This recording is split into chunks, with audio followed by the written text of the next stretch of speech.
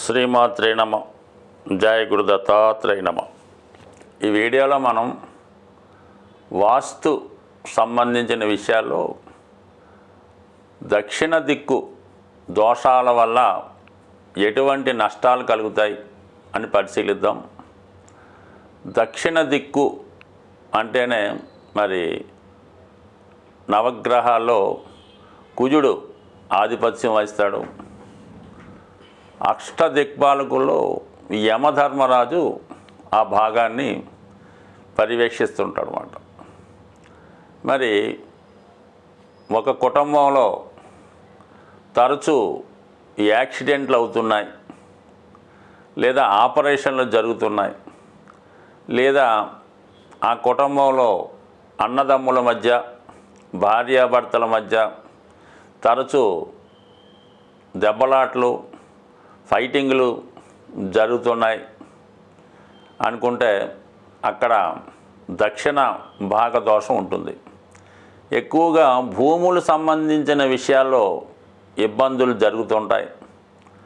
మరి ఎక్కువగా అందులో చాలా ఘర్షణతో కూడుకున్నటువంటి వాతావరణం కనబడుతూ ఉంటుంది. ఆ గృహంలో ఎప్పుడో ఇంటికి వచ్చామంటే ఏదో ఒక హీట్ కనబడుతూ ఉంటుంది అన్నమాట. అందుకనే దక్షిణ దిక్కు ఎక్కువగా పోలీస్ స్టేషన్లు, మన ప్లేడర్ల యొక్క ఆఫీసులు, వైద్యశాలలు, హాస్పిటల్ వాటికి బాగా రాణిస్తూ ఉంటుంది. అలాగే వ్యాపార సంస్థలు కూడా చాలా వరకు చాలా బిజీగా నడుస్తుంటాయి. కొన్ని సందర్భాల్లో ఈ చికెన్ సెంటర్లు, మటన్ సెంటర్లు, ఈ షాపులు ఉంటాయి కదా మామూలుగా, ఇవన్నీ కొన్ని బాగా నడుస్తుంటాయి. మొత్తం మీద ఏంటంటే అది కొంతమందికి కలిసి వస్తూ ఉంటుంది.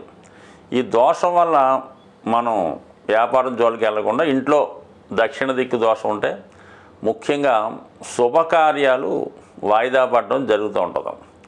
ఎంత కష్టపడినా ఆ ఇంట్లో అమ్మాయికి కానీ అబ్బాయికి కానీ వివాహం అన్నది చాలా ఇబ్బంది పెడుతూ ఉంటుంది.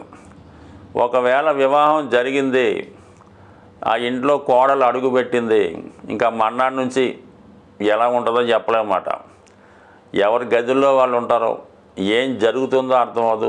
సడన్గా ఎవడో ఒకడు ఎంటర్ అవుతాడు, ఆ అమ్మాయిని వాళ్ళ ఇంటికి తీసుకుపోతూ ఉంటాడు. అంటే తండ్రో మాంగారో వచ్చి ఈ విధంగా వివాహం తర్వాత జరిగే సమస్యలకు కూడా ఈ దక్షిణ దిక్కు కారణం అవుతూ ఉంటుంది. అందుకనే దక్షిణ దిక్కు గడియారం పెట్టడం కానీ, టీవీ అక్కడ పెట్టి రోజంతా దక్షిణ వైపు చూడటం వల్ల కానీ, దక్షిణం వైపు తిరిగి భోజనం చేయడం వల్ల కానీ, దక్షిణం వైపు తిరిగి ఆ ఇల్లాలు వంట చేయడం వల్ల ఇటువంటి చికాకులు జరుగుతూ ఉంటాయి, నిందించుకుంటూ ఉంటారు. ఈ విధంగా ఉంటుంది.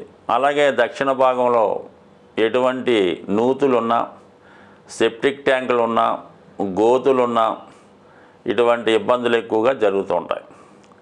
చాలామంది ఏం చేస్తుంటారంటే ఈ దక్షిణం ఫేస్ కలిగినటువంటి స్థలం ఉన్నవాళ్ళు ఆ సింహద్వారాన్ని దక్షిణం వైపు పెట్టకుండా అలాగా తూర్పు వైపు వచ్చేలా కొంతమంది పెడుతుంటారు.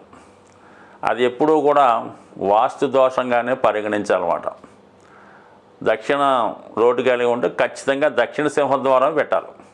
ఇది కూడా పెట్టకపోవడం వల్ల కూడా ఆ ఇంట్లో శుభకార్యాలు వాయిదా పడడానికి కారణమవుతుంటుంది.